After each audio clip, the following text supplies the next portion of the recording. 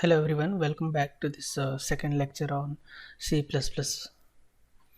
And in the first lecture we have seen how we can use the Visual Studio Code for writing our code and for compiling and executing the program. Okay, I will continue from that point. And in this lecture we will see the some other compilation options, some other options that we can use, and we can see multiple things which is running behind. Okay, so in this lecture we particularly see what are all those additional options available with G++ compiler, which can help us to understand the compilation process. Okay, if you remember, in the last lecture I compiled the code using G++, and after that I just simply pass this hello world.cpp file as parameter. When you run this command, this will generate a default a.exe file. Okay, so this is the final executable, and you can also run this file from the command line, and this will print the output, this cout. Okay, so in the last lecture we have also seen that we can give a name of our choice like G++ and hyphen small o, then give a name my program. You can give any name, and after that pass this file as parameter. You can see that this command created a file myprogram.exe. So this is same program. You can run it like this,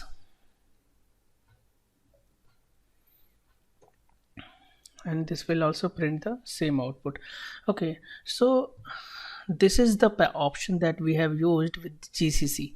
If you want to see all the options which are available with G++, you can run the command G++ help. Okay, so when you run this command, it will show all the available options which can be used with G++. Okay, we will see some frequently used options, and although you can explore all those options, you should read all these options. Okay, some of the options which are frequently used, we will see those options in this lecture. So the first one is this save temps. Why it is important? See, when you use G++ and after that you pass the file cpp file, which is the source file, it only generates the final executable. But you know that the compilation process basically involves 4 steps. The first one is pre-processing, and the second one is compilation, the third is assembling, and fourth is linking. So the a.exe which is generated is the output of linker. This is the final executable that linker creates, but there are also in between files that gets generated after each step.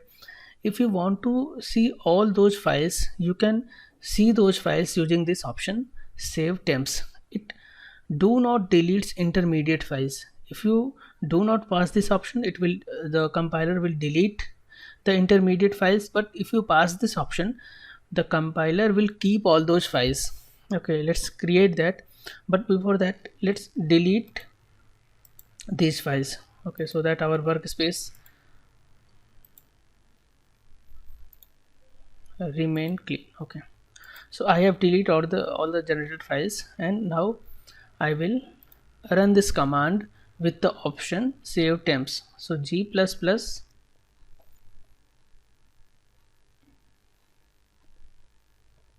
save temps, and after that I will pass the hello world.cpp, which is my source file. When you run this command, you will see all these 3 files generated first, and after generation of these 3 files, after I guess after a second, this file is getting generated. Okay, So all these four files are getting generated when you pass this save temps option. Okay, if you will not pass this option, then only a.exe will generate and rest three will be deleted. Okay, so this is the option. Okay, this is the file hello world.ii. It is the expanded source file. Okay, this is this file generated after the pre-processing. Okay, after the pre-processing, this is our actual source file.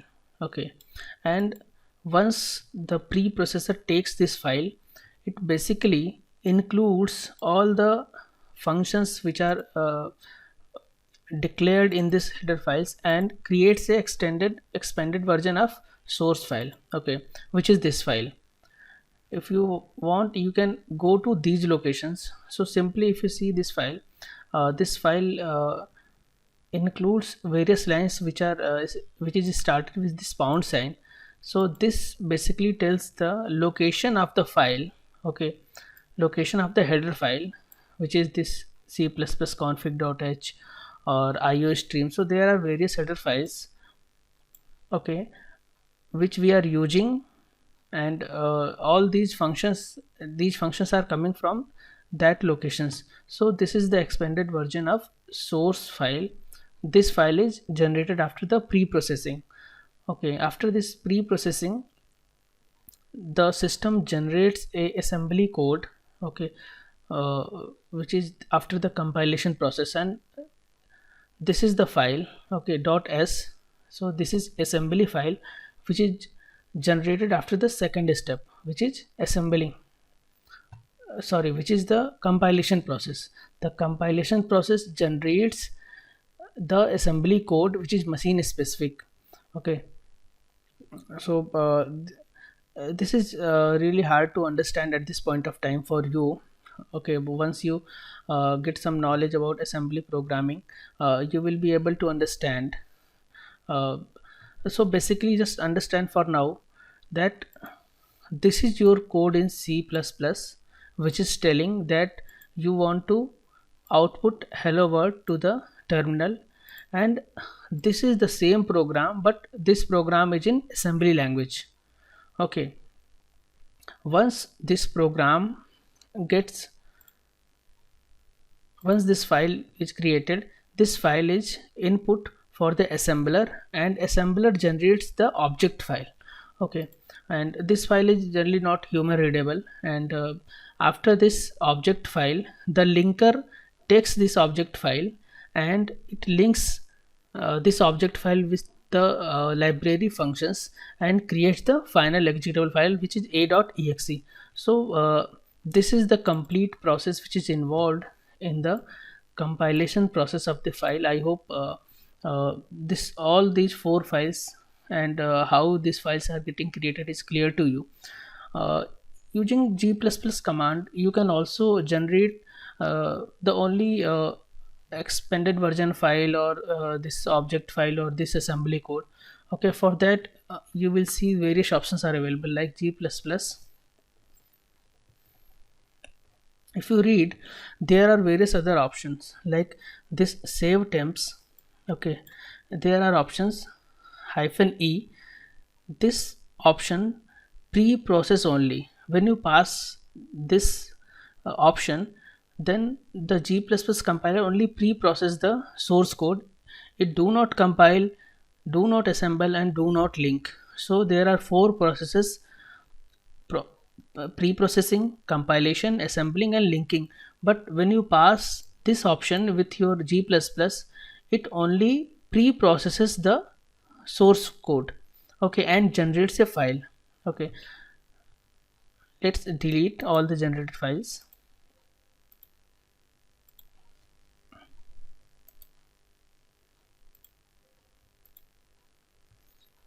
Okay, and let's see what is happening when we are passing this argument. Okay, g++ -e. Okay, remember one thing: if you only pass this -e and simply pass the hello world.cpp, it will generate the output in the terminal itself. So we want to take the output into a file, so we will pass this argument for output and we will give a name, my code.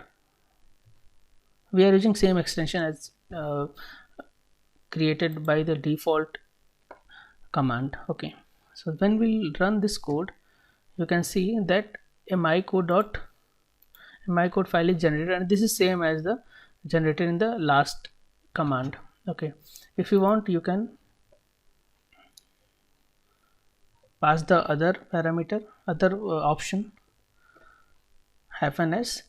This parameter skips the last two options like assembling and linking. Okay, and it only compiles, means if compiling is happening, it means pre-processing is also happening. Compilation cannot happen without pre-processing. So when you pass this option, it do not assembles, do not links, only compiles. Similarly, when you pass this option compiles and assembles but do not link. So if you pass C, this option will create a file, assembly file. Okay, so similarly you can also try various other options. Okay, and you can see what is happening. You can try to pass multiple options together, and you can try to see to understand this expanded source code or assembly code also.